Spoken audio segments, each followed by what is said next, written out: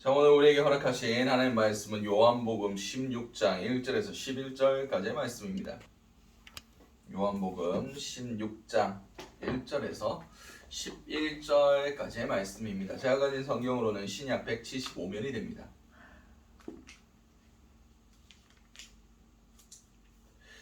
다 찾으신 줄 알고 요한복음 16장 1절에서 11절까지의 말씀을 제가 한 절, 여러분들 한 절 교독하시도록 하시겠습니다. 제가 먼저 읽도록 하겠습니다.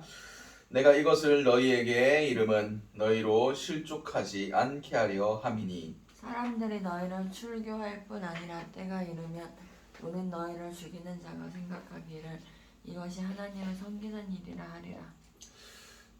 그들이 이런 일을 할 것은 아버지와 나를 알지 못함이라.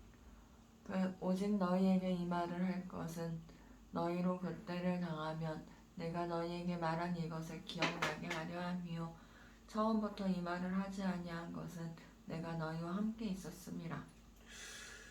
지금 내가 나를 보내신 이에게로 가는데 너희 중에서 나더러 어디로 가는지 묻는 자가 없고 도리어 내가 이 말을 함으로 너희 마음에 근심이 가득하였도다.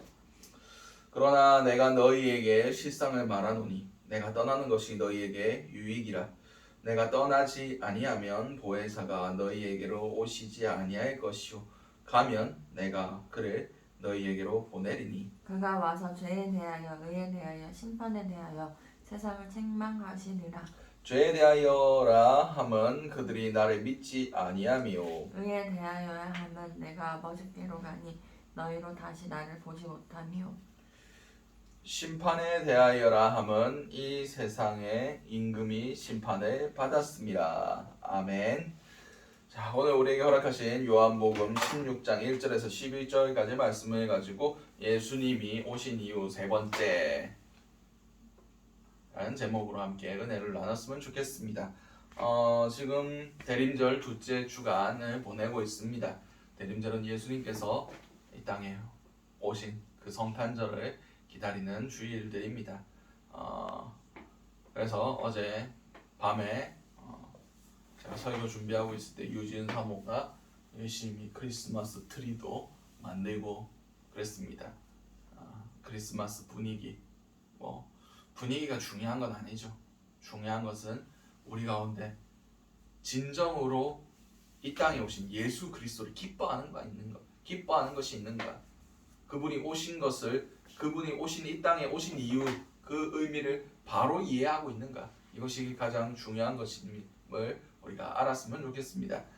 지난 세 번의 설교를 통해서 첫 번째, 주님께서 이 땅에 오신 이유, 가장 중요한 이유입니다. 우리의 죄를 사하시려고 이 땅에 오셨다라고 말씀드렸습니다. 그리고 두 번째는 마땅히 돌려드려야 할 것을 받기 위하여 아버지께서 이 땅에 우리에게 맡겨주신 그 책무에 대해서 깨닫게 하시고 다시 그것들을 하나님 앞에 올려드리게 하기 위해서 예수님께서 오셨다라고 말씀드렸습니다. 그리고 오늘 함께 나눌 예수님께서 오신 이유는 성령을 주시기 위해서 우리에게 오셨다라는 겁니다. 오늘 본문을 하나하나 살펴보도록 하겠습니다. 1절 말씀입니다. 내가 이것을 너희에게 이름은 너희로 실족하지 않게 하려 함이니 라고 말씀하십니다. 예수님께서 환난에 대해서, 고난에 대해서 말씀을 하셨습니다. 그랬더니 제자들이 그것을 듣고 매우 근심하고 있었습니다. 실족하지 않게 위하여. 왜냐하면 그때가 올 것이고 그리고 그것에 대해서 준비되어 있지 아니하면 지금부터 마음이 산란하고 어떻게 될지 몰라가지고 두려워하며 예수를 떠날까봐 예수님께서 제자들을 불쌍히 여기시고 걱정하고 근심하셨던 겁니다. 2절 말씀에 사람들이 너희를 출교할 뿐 아니라 때가 이르면 물은 너희를 죽이는 자가 생각하기를 이것이 하나님을 섬기는 일이라 하리라. 이게 어디서 나옵니까? 사도행전에 스데반을 죽일 때 바울이 아직 사울 되었을 때에 뭐라고 생각합니까? 그가 죽기에 합당한 자다. 내가 이렇게 스데반, 예수 그리스도를 믿는 사람을 핍박하고 죽이는 것이 하나님께 영광이 될 거라고 생각했습니다. 그 생각을 가지고 바울은 예루살렘에 뿐만 아니라 온 유대 땅뿐만 아니라 저 먼 다메섹, 다마스커스까지 예수 믿는 사람들을 잡아 죽이려고 잡아서 이제 예루살렘으로 끌고 오려고 공문을 가지고 가는 도중에 예수님을 만났습니다. 그는 자신이 하고 있는 일이 옳은 일이라 생각했어요. 내가 이렇게 하면 하나님께서 기뻐하실 거라고 철석같이 믿었습니다. 오늘 본문에서도 예수님께서 예언 가운데 말씀하고 계십니다. 그 사람들이 너희를 출교할 뿐 아니라 잡아 죽는 데까지 끌어내는 것이 하나님을 섬기는 일이라고 스스로서 여길 거라고. 근데 예수님께서 뭐라고 말씀하십니까? 그들이 이런 일을 한 것은 아버지와 나를 알지 못합니다. 그렇습니다. 예수님을 처음 만나고 사도 바울이 그의 고백이 어떻게 변합니까? 나는 죄수 중에 괴수였다. 내가 예수를 핍박하던 사람이었다라고 고백합니다. 하나님을 제대로 알지도 못했고 예수를 제대로 알지도 못해서 예수를 핍박하고 예수를 비난하고 예수를 손가락질하고 예수 믿는 사람들을 핍박하고 괴롭혔던 것이 다 하나님을 알지 못하고 예수를 알지 못했기 때문이라고 말씀하고 계십니다. 요새 현 시대를 바라봅니다. 물론 교회가 여러 가지로 잘못된 부분들이 있겠지만 너무 서스름 없이 교회와 하나님과 예수를 비난하는 것을 너무나 많이 바라볼 수 있고 세상 가운데 너무 쉽게 볼 수가 있습니다. 물론 교회의 책임이겠죠. 근데 이걸 한번 생각해 봤으면 좋겠습니다. 교회가 예수를 오해하게 만들진 않았는가? 그들에게 바른 예수를 정하지 못하고 우리가 믿는 예수, 그냥 우리가 스스로 만들어낸 예수를 그들에게 보여주진 않았는가? 우리가 바로 전하지 못했기 때문에 예수에 대해서 오해하게 만들었기 때문에 그들이 그렇게 반응하는 것이 아닌가 라고 이번 주간 이번에 코로나 바이러스 새로운 게 나와서 그게 유입되는 과정 가운데 아프리카 선교사 목사 부부가 들어옴을 통해서 입국됨을 통해서 그게 전파되었고 그리고 거기서 제대로 밝히지 않고 정직하지 못했으므로 그것이 확산되었다라는 그런 기사들을 보게 되었습니다. 거기에 달린 댓글들을 보면서 이런 생각을 하게 되었습니다. 우리가 바로 예수를 나타내고 있는 것. 정말 예수 그리스도의 가르쳐 주신 대로 우리가 제자로서 이 땅을 살아간다면 그들은 감히 우리를 함부로 할 수 없을 겁니다. 왜냐하면 우리의 삶 가운데 예수 그리스도의 역사하심과 예수 그리스도의 향기와 예수 그리스도의 모습이 그들에게 보이게 되기 때문입니다. 예수님을 맞이하는 이 대림절 기간 가운데 정말 우리의 모습을 한번 되돌아볼 수 있는 귀한 은혜가 있었으면 좋겠습니다. 계속해서 4절 말씀 보도록 하겠습니다. 오직 너희에게 이 말을 하는 것은 너희로 그 때를 당하면 내가 너희에게 말한 이것을 기억나게 하려 함이요 처음부터 이 말을 하지 아니한 것은 내가 너희와 함께 있었음이라. 아멘. 그렇습니다. 예수님께서는 자기 제자들을 사랑하시고 극진히 사랑하셨습니다. 그들을 세상 가운데 보내는 것을 양을 이리 가운데 보내는 것 같다라고 하면서 근심하며 걱정하셨습니다. 그러나 그들에게 소망의 말씀을 주셨습니다. 그 소망은 나중에 말씀드리겠습니다. 근데 내가 이것을 처음부터 얘기하지 않은 이유는 내가 지금 너희와 함께 있기 때문이다. 그들과 함께한 예수 그리스도의 모습, 그들과 함께한 예수 그리스도의 말씀에 집중하게 하기 위하여 먼저 그것을 말씀하지 않으셨다는 겁니다. 예수만을 더욱 바라보게 하기 위하여. 자, 5절 6절 보도록 하겠습니다. 지금 내가 나를 보내신 이에게로 가는데 너희 중에서 나더러 어디로 가는지 묻는 자도 없고 도리어 내가 이 말을 함으로 너희 마음에 근심이 가득하였도다. 지금 예수님께서 내가 아버지께로 돌아갈 거다. 내가 이제 너희를 떠날 거다. 라고 얘기했는데 지금 제자들은 뭐가 지금 근심 걱정에 쌓여 있습니까? 고난 당할 거다. 근데 고난 당할 때 예수님 없단다. 라고 지금 고민하고 근심하고 있는 겁니다. 지금 예수님이 어디로 가시는지 그것을 우리는 알아야만 합니다. 어디로 가십니까? 천국으로, 하나님 품으로, 하나님께로 가는 겁니다. 왜 가십니까? 우리의 거처를 예비하려고.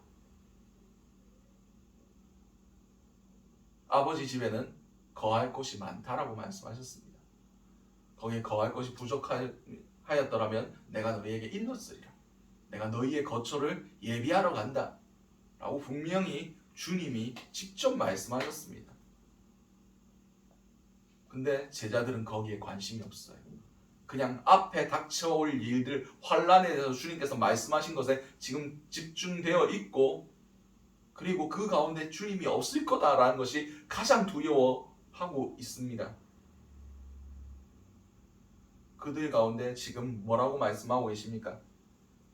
7절 말씀입니다. 그러나 내가 너희에게 실상을 말하노니 내가 떠나는 것이 너희에게 유익이라. 내가 떠나지 아니하면 보혜사가 너희에게로 오시지 아니할 것이오. 가면 내가 그를 너희에게로 보내리니 라고 말씀하십니다.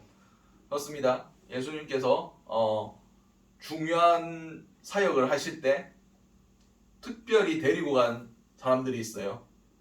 누굽니까? 베드로, 야고보, 요한. 이 세 명을 데리고 가시고 예수님이 없을 때 나머지 제자들이 자기들끼리 병자를 고치려고 하다가 귀신을 쫓으려고 하다가 안 되는 경우도 있었습니다. 그러나 예수님께서 가시면 보혜사 성령님을 보내주신다고 약속해 주셨습니다. 이것이 너희에게 더 유익하다라고 말씀하신 이유는 육신적으로 이 땅에 오신 예수님은 안 보이실 때도 있고 제자들과 떨어져 있는 상황도 성경 가운데 많이 있었습니다. 제가 저번에 설교 중에 오병이어의 기적을 일으키시고 예수님께서 제자들을 먼저 가라고 하시고 혼자 산에 남으셨다고 말씀드린 설교가 또 있습니다. 그리고 그들이 두려워하고 괴로워하고 그 풍랑 가운데 고통스러워 하실 때 예수님이 바다 가운데로 그들 가운데 나오지 않으십니까? 예수님이 그들과 함께 있었을 때 풍랑이 잠잠해졌습니다. 그렇듯 예수님과 제자들, 육신적으로 이 땅에 오신 예수님은 함께 계실 때도 있었고 함께 하지 않으실 때도, 의도적으로 함께 안 계실 때도 있었습니다. 그러나 성령님, 보혜사는 어떠신 분이십니까? 우리가 성령 안에 거하려고 노력할 때마다 우리 가운데 계시고 우리 가운데 성령의 충만함을 주시는 분이십니다.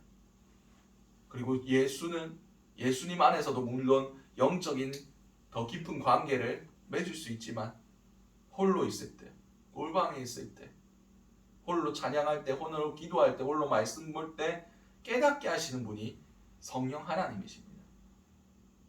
예수님께서 우리에게 가장 주고 싶어 하셨던 것은 구원의 기쁨, 죄사함, 그것이었습니다. 그런데 그 죄사하고 구원하고 그렇게 하는 것을 인치시는 분, 각 사람에게 적용시키시는 분이 바로 성령님이십니다. 성령님께서 이 땅에 역사하시도록 그 모든 문을 열어주셨습니다. 어떻게 열어주셨습니까? 자신이 먼저 죽으시고 하나님의 영으로서 예수를 살리시기 위하여 이 땅 가운데 성령의 역사로 부활의 역사가 일어난 겁니다. 그래서 우리의 모든 죄가를 예수님께서 다 지불하셨습니다. 그래서 예수를 믿는 모든 사람들은 더 이상 죄가 없게 되었습니다. 이미 성령님이 그곳 가운데 들어가실 수 있는 그들의 마음의 성전이 그들이 바른 행실과 회개와 그 모든 것들로 다 지어지고 결정적으로 예수 그리스도의 보혈이 그곳 가운데 뿌려졌을 때 그 성전이 온전하게 되는 겁니다. 그리고 그 온전하신 성전 안에 성령님께서 우리와 함께 하시고 임재하시고 내주하신다는 겁니다.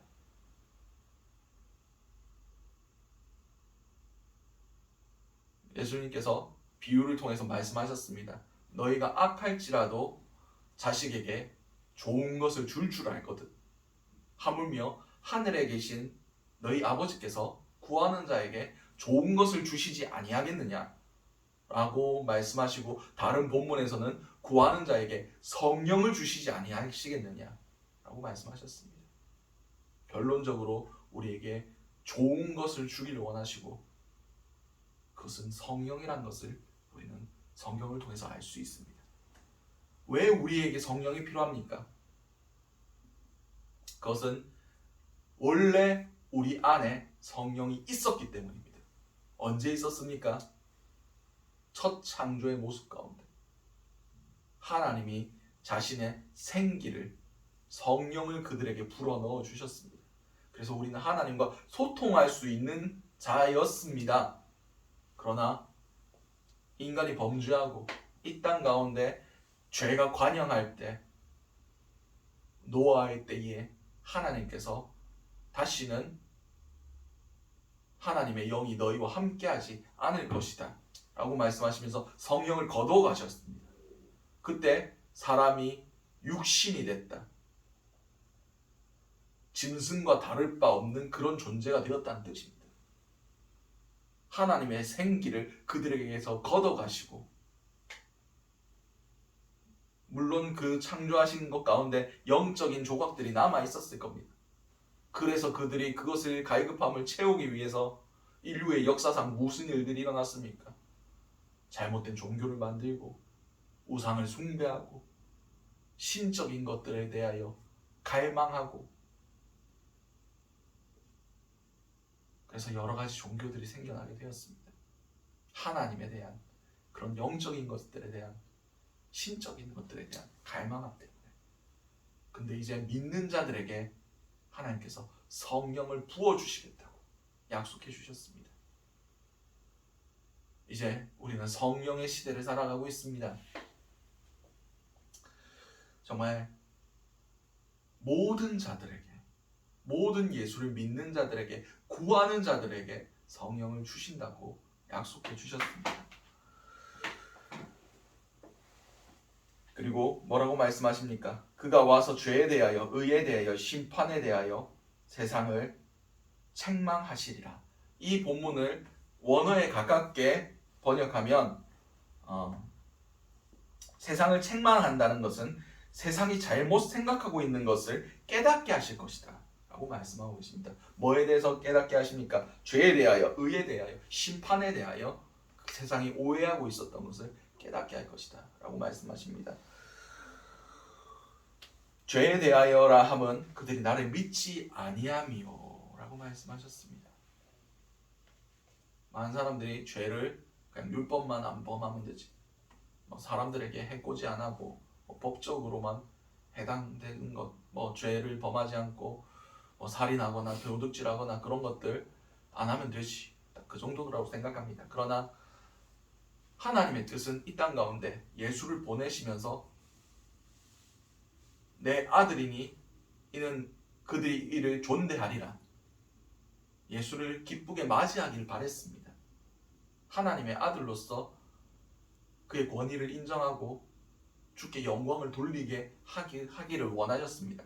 근데 그들이 어떻게 했습니까? 예수를 핍박하고 예수를 죽였죠.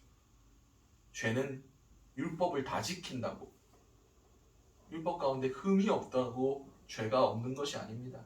모든 인류에게 죄가 있고, 그리고 하나님의 뜻을 알지 못하고 하나님의 뜻대로 행하지 않는 것, 그것이 죄라는 것을 우리는 알아야만 합니다.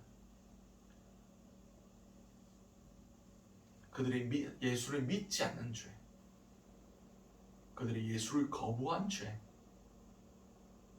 이것에 대해서 성령님이 오시면 깨닫게 해주실 거라는 겁니다. 성령이 없이는 우리는 예수를 알 수가 없습니다. 하나님의 영이 아니고서는 우리는 주를 그리스도로 고백할 수가 없습니다. 우리 가운데 성령이 오실 때 세상이 죄가 무엇인지를 깨닫게 하실 것이다 라고 말씀하고 계십니다. 그리고 두 번째 말씀으로서 의에 대하여 라고 말씀하시고, 의에 대하여라 함은 아버지께로 가니 너희가 다시 나를 보지 못함이요. 예수님께서 아버지께로 가기 전에 이루었던 일이 역사가 무엇입니까? 예수 그리스도의 십자가입니다. 그리고 부활입니다. 많은 사람들이 자기 의에 취해서 살아갑니다. 나는 예배 잘 드리고 헌금 잘하고 성경 많이 읽고, 그것이 자기의 은 줄 알고 살아갑니다. 근데 성경은 뭐라고 얘기합니까? 이신칭이 오직 믿음에서 난 의, 그거 외에는 우리가 의롭게 될 수도 없고, 그것도 의롭게 된 것도 아니에요. 그냥 내가 의롭다라고 칭해 주신다고 약속해 주신 겁니다. 비록 아직 죄인이지만, 아직 성화되어야 할 부족한 자들이지만, 내가 나를 믿으니 그것이 의로 여겨졌도다. 아브라함이 하나님을 믿으니 그것이 그의 의로 여겨졌더라처럼, 우리가 예수를 믿으니 그것이 하나님의 앞에 의로 여겨진 겁니다. 십자가 외에는 우리를 의롭게 할 것이 없습니다. 예수 외에는 우리가 의롭게 될 수가 없습니다. 성령님께서 이 땅에 오셨을 때 우리는 참 의가 무엇인 줄 알게 될 것입니다. 예수님께서 비유를 통해서 말씀하셨죠. 성전에서 두 사람이 기도합니다. 한 사람은 누구입니까? 바리새인이 하늘을 향하여 고개를 빳빳이 쳐들고 이렇게 기도합니다. 내가 무슨 11조 다 냈고 율법 다 지켰고 구제하고 헌금하고 내가 저 죄인 같은 세리와 같이 아니함을 감사드립니다. 자기 의를 있는 대로 하나님 앞에 자랑했습니다. 근데 그 옆에 있던 세리는 어떻게 했습니까? 가슴을 치면서 내가 죄인입니다. 나를 불쌍히 여겨주시옵소서. 이 두 사람 중에 누구의 기도를 받겠느냐? 세리의 기도를 받으셨다고 성경이 기록하고 있습니다. 그렇습니다. 우리의 의는 드러낼 것이 아무것도 없습니다. 우리가 보일 수 있는 가장 큰 의는 내가 죄인이라고 고백하는 것입니다. 그리고 주님의 긍휼을, 주님의 불쌍히 여기심을 붙드는 겁니다. 성령에 체험한 사람들은 그런 경험들을 한다고 합니다. 자신의 죄악됨을 깨닫게 하는 것, 내가 아무것도 아님을 깨닫게 한다는 것. 성령은 회개의 영입니다. 우리가 깨끗하게 되기를, 우리의 죄를 직시하고 그것을 고백하고 되돌아서기를 요구하시고 이끌어 주시는 분이 성령 하나님이십니다. 그리고 마지막으로 심판에 대하여 라고 말씀하십니다. 11절 말씀에 심판에 대하여라 함은 이 세상의 임금이 심판을 받았습니다. 아멘. 그렇습니다. 이미 십자가에서 예수님이 죽은 것 같이 보였지만 성령님께서 그들을 살리심으로 사단의 가장 큰 무기인 그 죄의 권세, 사망의 권세를 예수님께서 깨뜨리셨습니다. 십자가에서 패배한 것 같이 보였지만 부활의 승리로 그 모든 것들이 더 이상 사망이, 죄가 우리를 다스리지 못한다는 것을 몸소 보여주신 분이 하나님 예수 그리스도십니다. 예수 그리스도께서 예수 그리스도를 살리신 영이 무엇이라고 말씀드렸습니까? 하나님의 성령이라고 말씀드렸습니다. 다시 말해서 성령님이 우리 가운데 임할 때 세상이 우리를 심판하는 것이 아니라, 죄가 우리를 다스리는 것이 아니라 그 죽음이 우리를 심판하는 것이 아니라 오직 예수 그리스도가 우리를 심판하실 것이라는 것을 성령님께서 깨닫게 하신다는 겁니다. 이것을 깨달은 자들은 어떻게 생활합니까? 하나님의 기준에 맞춰서 예수님께서 주신 말씀을 기초해서 살려고 노력할 수밖에 없다는 것을 성령님께서 깨닫게 해주십니다. 성령님께서 하시는 일, 사역이 가장 큰 사역 중에 하나가 말씀을 깨닫게 해주신다. 하나님의 말씀이 우리 가운데 비록 그 문자적으로 기록된 말씀이지만 그것을 읽을 때 깨닫게 하시고, 그리고 사람의 입술로 선포되는 말씀이지만 이 말씀이 우리 마음속에 와닿았을 때 하나님의 음성으로 들리게 해주시는 것이 성령의 역사입니다. 성령의 조명하심, 그것 가운데 우리가 깨달을 수 있고 하나님, 우리가 선포되는 말씀들이 하나님의 말씀으로 들려질 수 있습니다. 그러면 우리는 하나님의 뜻대로 살아갈 수가 있습니다. 심판대 앞에 쓸 것을 우리가 미리 내다볼 수 있고, 그리고 그것 가운데 우리가 어떻게 행해야 할지를 깨닫게 해주시는 분이 성령 하나님이십니다. 그렇습니다. 예수님께서 이 땅에 오셨습니다. 예수님께서 오시면서 우리에게 가장 주고 싶어 하셨던 것은 바로 성령 하나님이셨습니다. 성령이 아니고서는 하나님께 예배드릴 수 없습니다. 하나님께서는 우리를 첫 사람의 그 모습 그대로, 첫 번째 아담으로부터 흘러나온 그 죄의 유전을 끊고 둘째 아담인 예수 그리스도로부터 모든 첫 열매 되신 그분으로부터 모든 생명과 모든 성령의 놀라운 것들을 우리에게 부어주시기를 원하셨습니다. 이유는 단 한 가지입니다. 우리와 함께하고 싶어 하셨기 때문에. 아담이 그 에덴 동산에서 하나님과 함께 거닐고 하나님과 소통했던 것들, 하나님께서는 그것을 추억하고 계셨기 때문입니다. 그리고 오늘을 살아가는 우리에게 성령을 내려주신 이유는 우리와 함께하고 싶어 하시기 때문입니다. 그리고 성령님께서 우리와 함께하지 않으시면, 하나님이 영이 우리와 함께하지 않으면 우리는 어떤 고난과 어떤 환난도 우리의 힘과 능력으로는 이겨낼 수가 없습니다. 예수님께서 제자들에게 내가 이제 떠날 것이다, 그리고 너희가 고난을 받을 것이다 라고 말씀하셨을 때 제자들이 두려워했던 이유가 뭡니까? 예수님 없으면 우리끼리 무엇 하겠느냐? 자신의 부족함들을 알았기 때문입니다. 그러나 그 가운데 성령을 내려주실 것이다, 반드시 보내주실 것이다 라고 약속해 주셨습니다. 우리 가운데 주님께서 주신 가장 큰 선물, 구원과 성령을 받지 않고서는 우리는 구원을 받을 수가 없습니다. 구원을 받았다 할지라도 성령이 지키시고 인치시지 않으시면 그것을 지켜낼 능력이 우리 가운데 없습니다.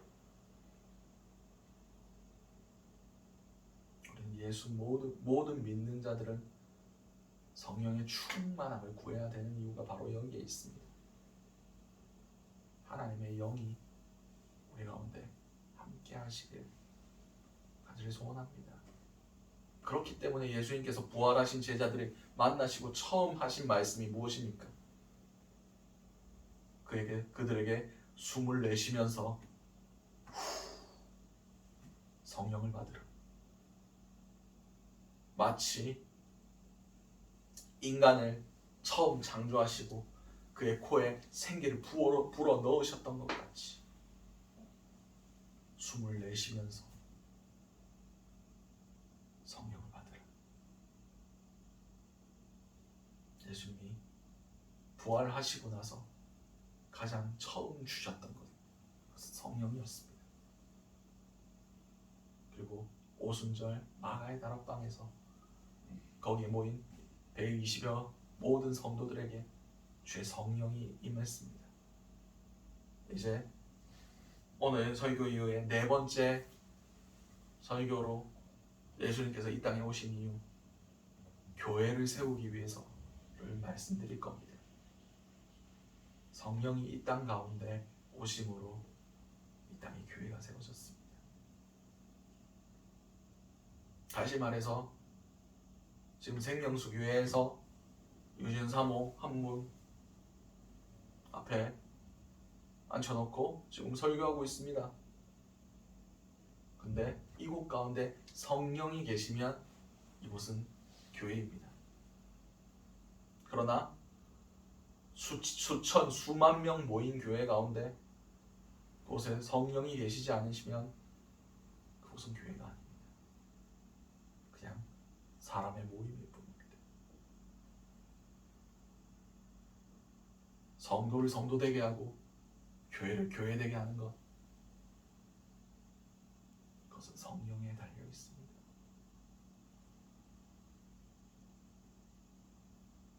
우리가 이 일주일 대림절 둘째 주간 이제 시작되었습니다. 이 기간 가운데 주님께서 우리에게 가장 주고 싶어 하셨던 것, 성령 하나님, 내가 가는 것이 너희에게 유익이라. 왜냐하면 내가 가지 않으면 성령을 너희에게 보내줄 수 없기 때문이다. 우리가 가장 좋은 것을 누릴 수 있는 그런 자들이 될 수 있기 원합니다. 이 땅에 예수 그리스도께서 오신 이유를 우리를 온전케 하시고 첫사람 아담처럼 성령에 충만한 그런 자들 될 수 있게 하시고, 우리 삶 가운데 성령이 항상 내주하실 수 있도록 스스로를 돌아보며 스스로를 깨끗게 할 수 있는 저 여러분들이 되시기 바랍니다. 기도하시겠습니다. 사랑과 은혜가 충만하신 하나님 아버지, 그날 너무나 감사드립니다. 예수님께서 우리 대림절 둘째 주간 가운데 예수님께서 이 땅에 오신 이유에 대해서 나누게 하심을 너무나 감사드립니다.